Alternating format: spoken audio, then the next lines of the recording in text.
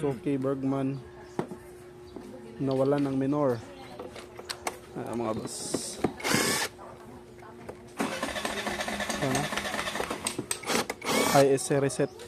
So, binabaklas pa yung toolbox para buksan yung kanyang throttle body para ma-reset yung kanyang ISC. Boss, nabaklas na yung ISC. So, i-on nyo muna.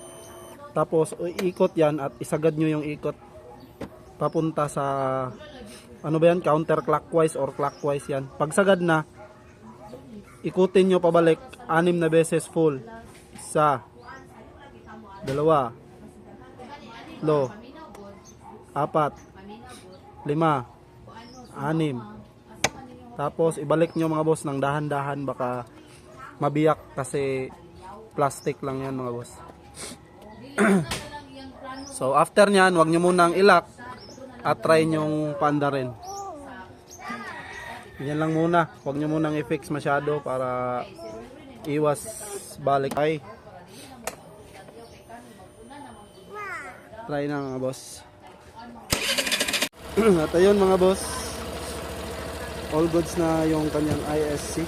So ganun lang yung pag-reset, manual reset ISC. Kung malayo kayo sa shop, pwede nyong gawin yun. Mga boss, salamat.